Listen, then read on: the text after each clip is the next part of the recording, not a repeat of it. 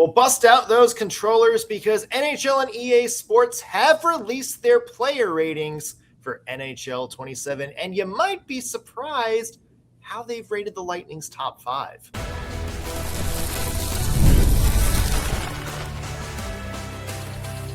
You're Locked On Lightning, your daily podcast on the Tampa Bay Lightning, part of the Locked On Podcast Network, your team every day.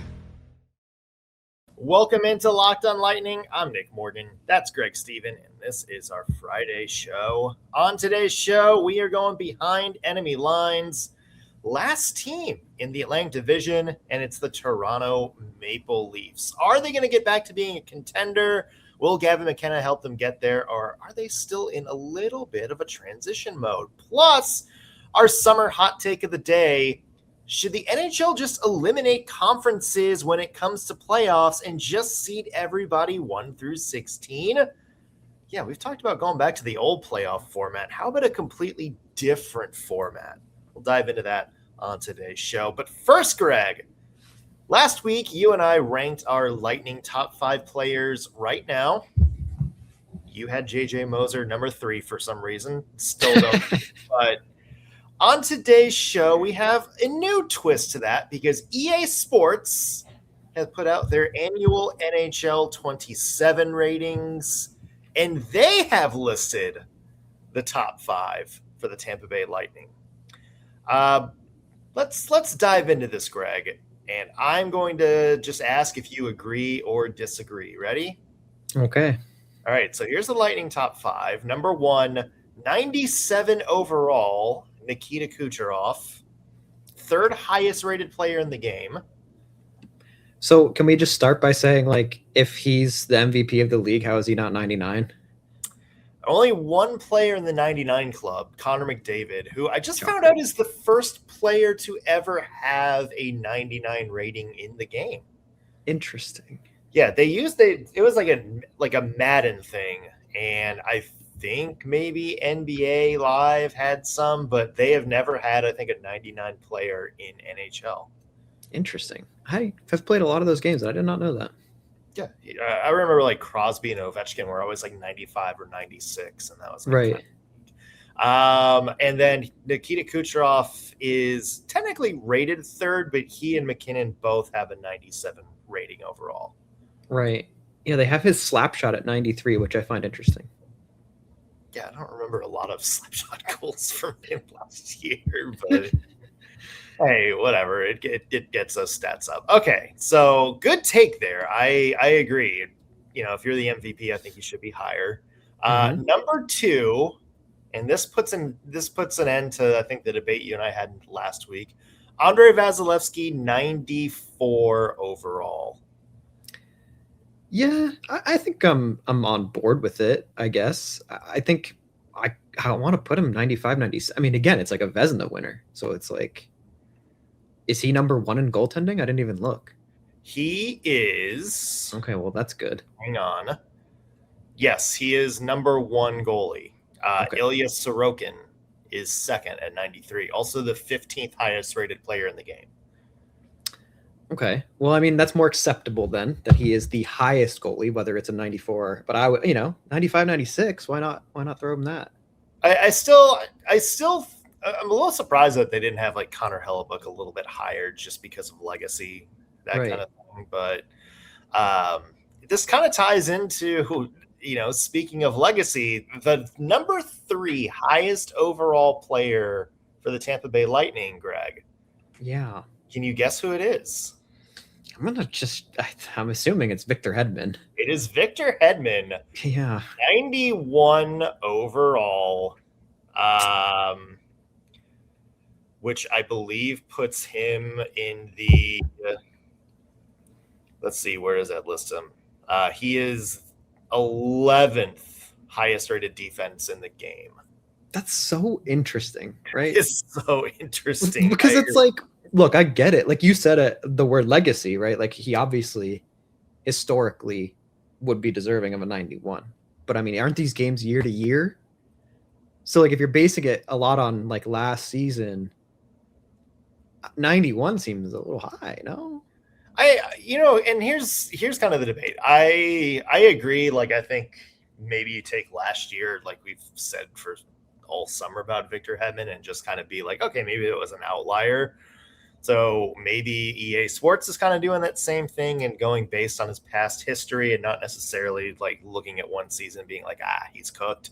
Right. Especially because, before he started having some injuries last year, he did have a pretty solid start to the season last year. So yeah, he did. Giving him a little bit of benefit of the doubt, but still he's up there, same rating as Matthew Shaper, Jacob Slavin, Roman Yossi. They have him ahead of Lane Hudson.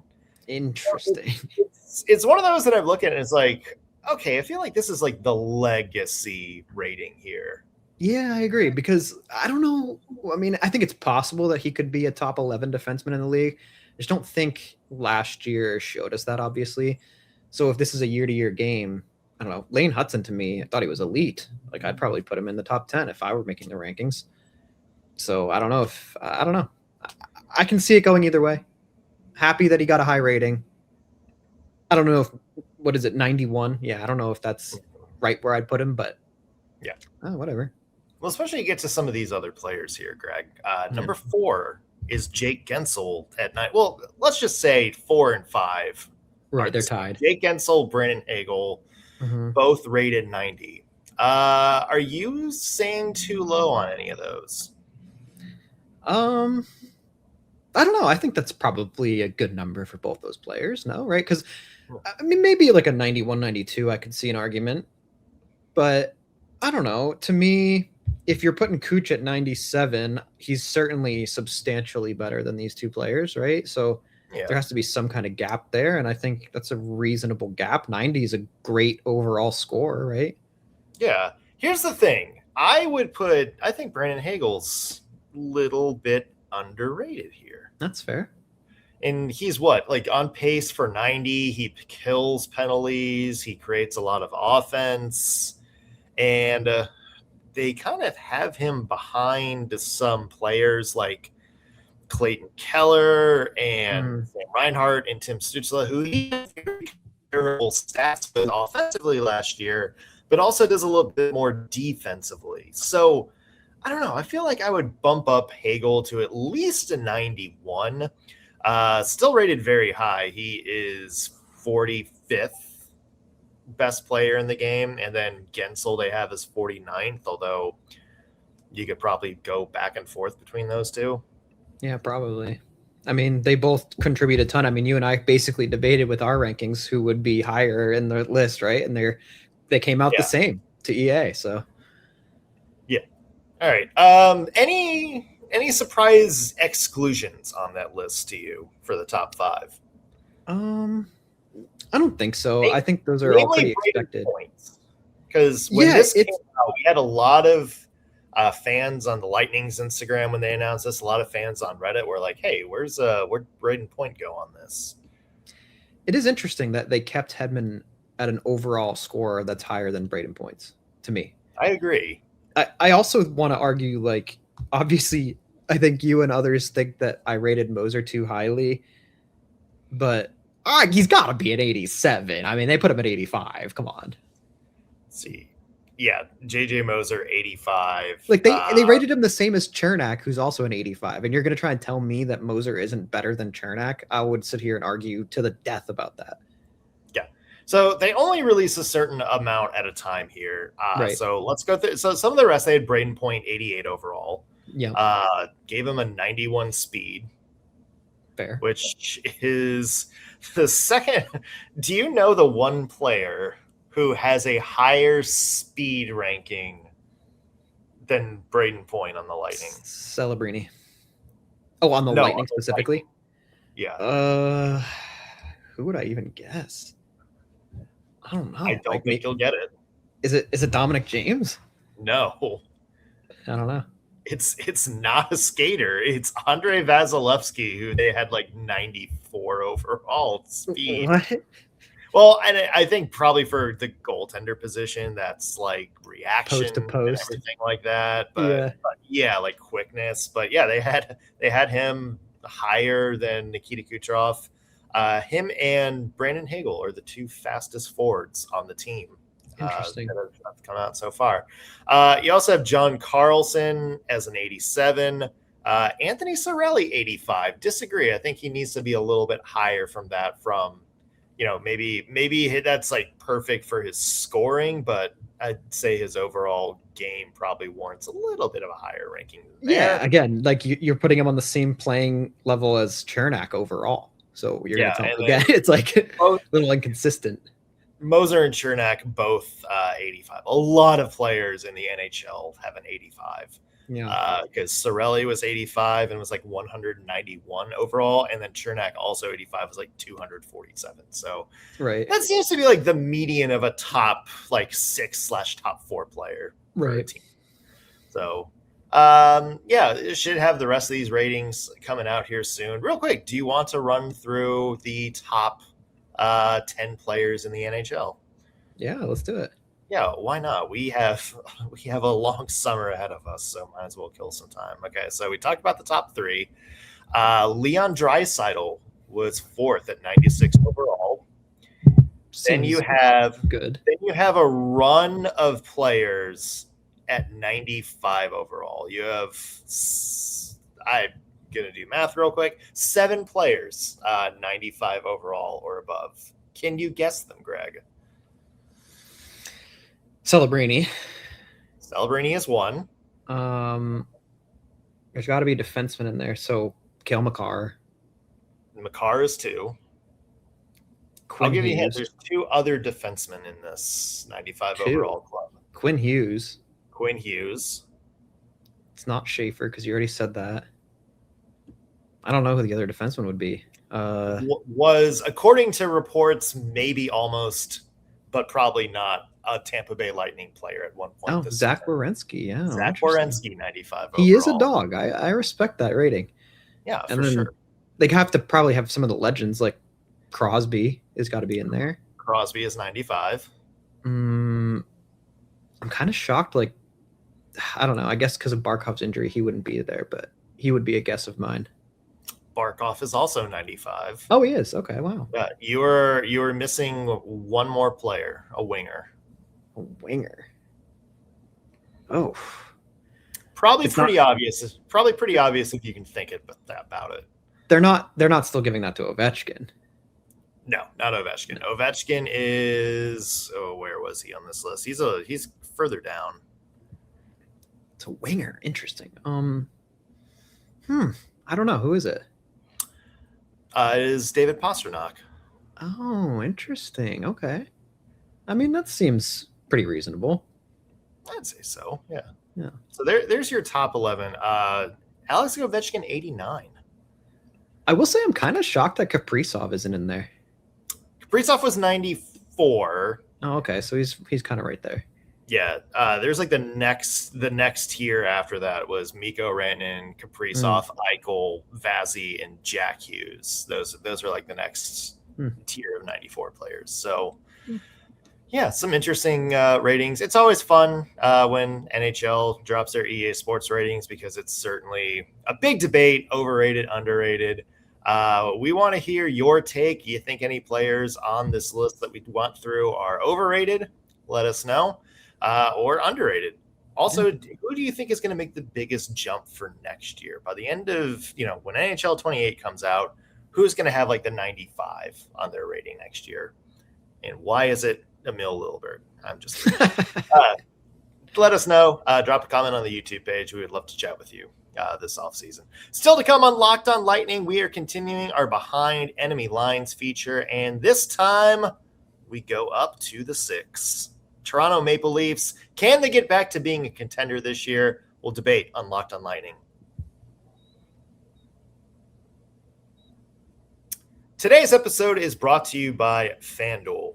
Baseball fans, if you think you know who's hitting a home run in today's games, listen up, because FanDuel is giving you a free chance to call your shot just like the Bambino with daily dingers. It's easy to play. All you have to do is make your free pick for who you think will hit a home run in their game today. If you're right, you'll receive a profit boost to use on your next bet for a chance at extra winnings. And best of all, you can make a free pick every day throughout the Major League Baseball season. Daily Dingers is another fun way to stay engaged with every day's games, whether you're following your favorite team or keeping an eye on matchups across the league. Every game has someone capable of going deep, and now you get the chance to make your prediction before first pitch. Maybe you got your eye on a hitter who's been on a hot streak. Maybe there's a favorable pitching matchup that your team's involved in, or maybe you're just watching the game at a ballpark that tends to give up a lot of home runs. Those are all solid reasons to make a pick, and you can put your ball knowledge to good use at FanDuel. So if you're ready to play your game, join the action at FanDuel.com. That's FanDuel.com to play Daily Dingers and make your free picks on who's hitting a home run. Play ball and swing for the fences on FanDuel, official partner of the MLB.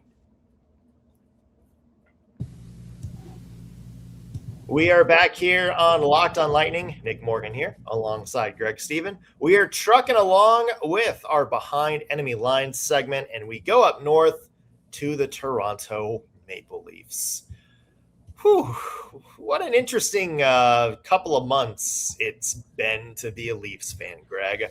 You miss the playoffs. You see your much maligned Mitch Marner go off and almost win a cup for the Vegas Golden Knights. You have a whole, what turned out to be a little bit of a train wreck of a GM search that leads to John Chayka coming in and one of the most tense press conferences I think hockey fans have seen. Yeah. And then you go out and win the number one pick in the lottery and get Gavin McKenna, who's looking to maybe be a franchise player in this league. Yeah. Fun times, Greg. Fun times. It must be fun if you're a Leafs fan, right? Sure. Yeah.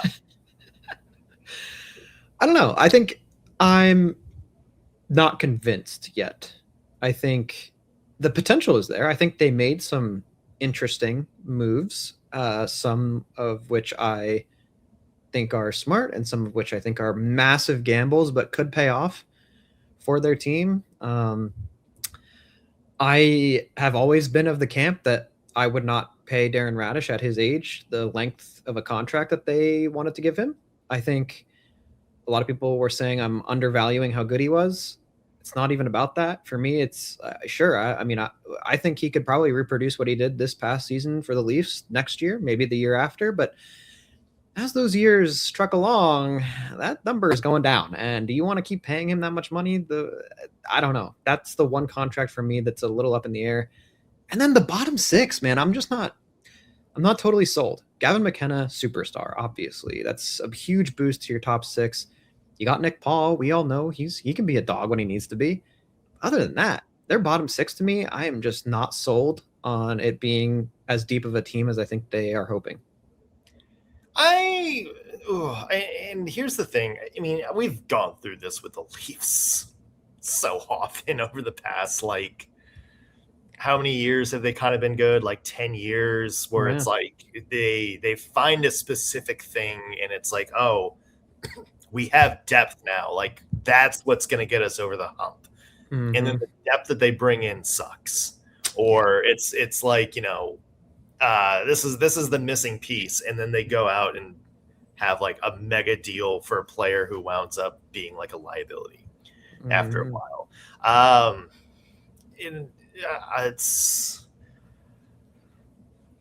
I don't know. It's the Toronto Maple Leafs. You can convince me that this team is going to be a contender the next year and they've done everything to kind of build themselves up. You can tell me that this team is going to be a dumpster fire because there's just so much turmoil in the front office and the culture that they haven't necessarily sort of addressed yet. So, yeah, that's kind of where I'm at with the Leafs. Yeah, a lot of it hinges on how good Bobrovsky is going to be as well. And another dice roll by the Leafs management, which, again, I think it could really work out, right? I mean, we know Bobrovsky, one of the best goalies of all time, right? And I think if he can find that level to his game this season and really get motivated to play for his new squad, I mean, that can really help carry your team pretty far. But again, he's aging and it's a new organization. So we'll see how it pans out. The other thing for me, I think Gavin McKenna is going to really make or break this season for them, because I think if he can really slot in and be like this superstar, or at least even if it wasn't like Celebrini level last season, like at least something close to like a, I don't know, like a Hagel level. You're putting up a substantial amount of points, nothing like Kucherov numbers, but at least, you know, maybe near 100.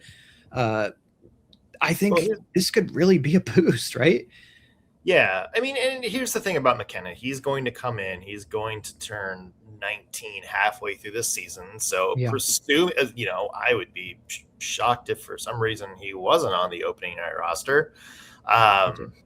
You know, it's you're still going to have to give him a little bit of space to grow. And, you know, you're not going to expect him to come in year one and be like the Gavin McKenna you think you're going to get long term. You know, there's going to be some growing pains. He's going to screw up on defense. He's going to, you know, he's going to, you know, at times not have confidence. And then at times he's going to have too much confidence. That's not him as a player. That's him as a player of his age. Every NHL player has had to go through that. I mean, even like you look at Connor McDavid, Sidney Crosby's rookie season, Ovechkin, any good player, they've had those growing pains early in their career, especially their first year.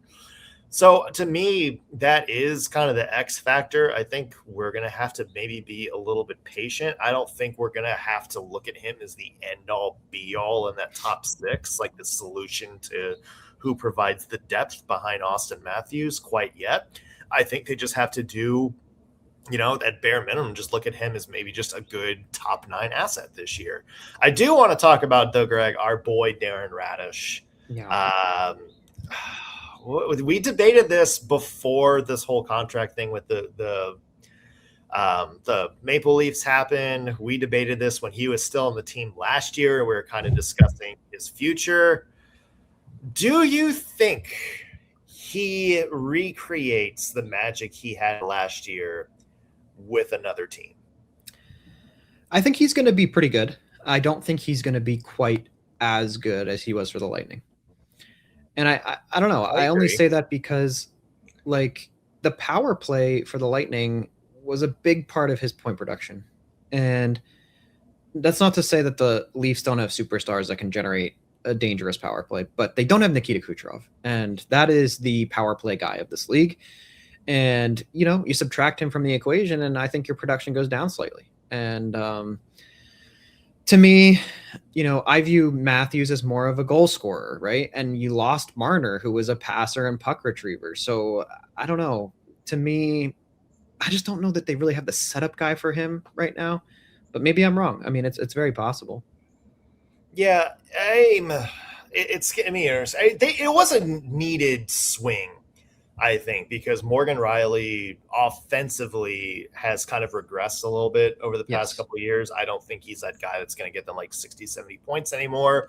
Yep. So you need to have another puck-moving defenseman, and Raddysh is certainly that guy. He's going to shoot a lot, and maybe that does benefit, you know, players like Nylander, like a young Gavin McKenna, who love to set up other players and not necessarily be, you know, the main shooter every time.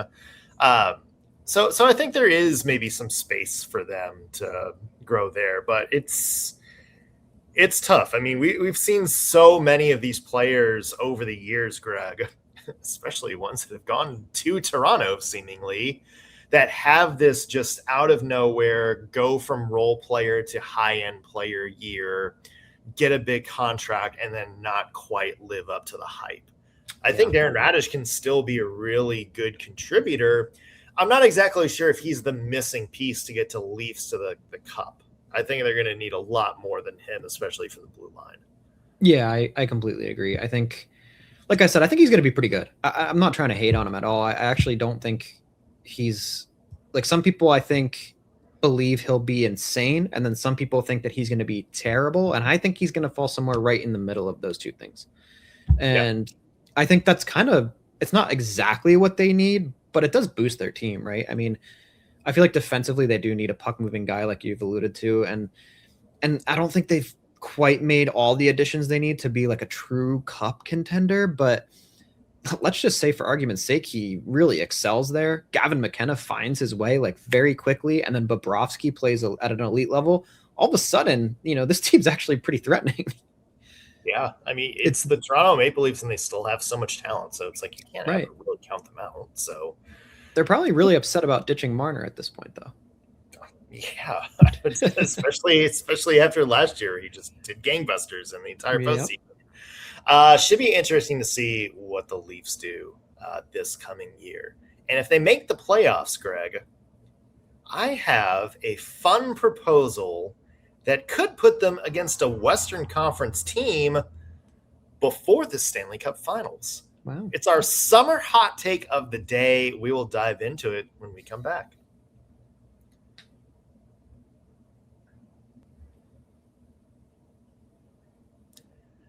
Back here on Locked on Lightning, Nick Morgan here, alongside Greg Stephen. All right, all summer long, we are doing summer hot takes, where we just take a topic, make a bold statement or whatever, and we dive into the debate. Greg, for today, I have a proposal to shake up the playoffs in the NHL. You ready to hear it? I'm perfectly ready. Let's do it. So we all know the current format sucks. Yeah. Little division format keeps too many good teams close to each other at the beginning. Matchups, especially in the conference finals, aren't as intriguing. Same matchups year to year. Everybody wants the refresh. Everybody wants to go back to the old way where it was conference and then 1 through 8 seeds. Right. But what if we got rid of the conferences as well? Still use conferences for amount of time you play each team, all that good stuff, travel and everything like that. But you seed teams. You take the top 16 teams with the best record at the end of every year, and then you rate them 1 through 16. Greg? And you just go 1 versus 16, 2 versus 15 kind of style? Yeah. And here's the thing. So you could have the Colorado Avalanche playing the Ottawa Senators round 1. You can have, Tampa Bay Lightning playing the LA Kings round 1. Yeah. You can have, maybe you get a really good semifinal matchup between you have Colorado and Dallas going against each other, and then you have Vegas and Tampa going against each other. Kind of sort of what they did back in the COVID bubble, a little bit different than that. But what say you, Greg? What do you think about this? I think that I'm so adamantly against how they do the seating right now that anything sounds so great. But nothing could be worse. But no, I actually really like the idea personally. I know a lot of people are going to have a gripe about, East and West being gone and the schedule would influence all that, whatever. But it's so spicy, right? Don't you want to see the 16 just best overall teams in the league? Because that's what I want to see in the postseason. I don't want to watch the Flyers and the Penguins duke it out in round 1. It's irrelevant, right? I think everyone knew they weren't going past that first round, right? So to me, it would be more interesting if you had 16 teams where you're kind of convinced that any of them could win. Right now, I think generally 1 or 2 of the wild card teams, I'm there's just no way, man. There's just no way. To get through some of these juggernaut teams, it's I don't know. Yeah. I mean, it's one of those things that it's always one conference or the other, where it's the Eastern Conference, it's you have 98, 99 points and don't make the playoffs. And then you go to the Western Conference and there's teams that are 90 points, barely squeaking by, have 38 wins or something like that, and are in a top 3. Right. spot.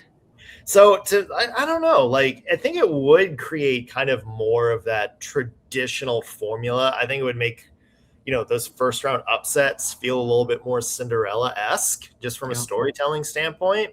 And then I would think maybe, it would keep maybe the best of the best fresh to play each other against the end. And look, sometimes the 2 best teams in the league may be from the same conference. And it could be. I mean, do you imagine Tampa taking on Florida in the Stanley Cup final? I mean, I would be a ball of stress and cope drinking the entire time, but or like Dallas and Colorado, or some of these teams that battle it out for six times against each other during the season, all of a sudden run the gauntlet and then have to play each other for the Stanley Cup Finals, and it feels kind of like a true best of the best matchup here. I think that's kind of a fun idea. I mean, that's kind of how like the college football playoff works. That's how like March Madness works. I mean, there are like some quote unquote regional considerations from the season, but I mean, for the most part, it's kind of like one big board. I don't know. Like, I feel like it would make it, like it would feel like authentic and maybe create some better stories. Yeah, no, I completely agree. And like I said, I'm so sick of how it's being done now that like I think almost everything sounds better. But I actually like that even more than just ditching like divisions, like ditching entire conferences. That would be such a huge shakeup and create so much new postseason madness that we haven't seen. That would, I think, kind of excite everyone realistically. Yeah, I don't know. Like, all right, if you were to change something about the playoffs, what would you do? I think for me, it would just be, I mean, at a serious level, it would just be scrapping the divisions. Like, I would just do 1 through 16 on each side and let them do 1 through 8 on each side. Yeah, right.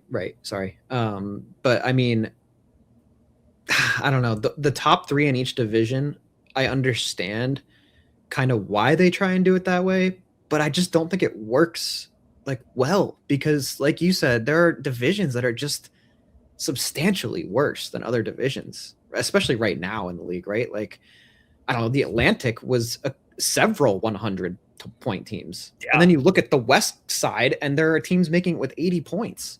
Yeah. So it's just like, that's like 7 or 8 more wins in the league over the regular season that the East was getting to get in the playoffs than the West. I don't know. That just seems so silly to me. So I don't know. I think I really actually like the idea you presented. Yeah. It's something different. I just want to see something different. A change. For the playoffs. Yeah. Like, we're tired of seeing the Oilers and the Kings, right? Like, yeah. And why not? When something's not working and you're just kind of getting the same staleness over what should be the most fun time of the year. Like, I just think that can inject some new blood in there. And then it's just like, you're not sort of handcuffed by conference rankings and everything like that. I don't know. Yeah. That's just something I would like to see down the road. Like, screw it. Just, again, like, use conferences, divisions for each other. I don't know. Maybe do like guarantee a conference champion, a top 4 seed, if you want to still keep that in there, or like a division champion, a top 4 seed, right? Do something like that, but kind of open things up for the rest of it and just see where it goes. Yeah, nothing wrong with experimentation when things get stale. No, exactly. What do you guys think? Let us know in the YouTube comments. Do you agree with that idea? Would you do something else for the postseason? Are you one of the people who actually like the way the NHL does it now? And if so, are you okay? Blink twice if you need help. Also, let us know if you have any other summer hot takes you would love for us to dive into. We love doing these. It keeps these shows fresh until hockey season starts, which 1 month, Greg.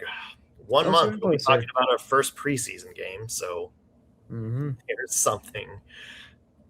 Make sure you guys subscribe. Hit that subscribe button, whether you're watching us on YouTube or listening in on your favorite podcasting platform. Helps us out and lets you guys know when we have new content available for you. That's going to do it for us on today's Locked On Lightning. Thanks for making us your first listen of the day. New episodes coming at you next week. We will see you then.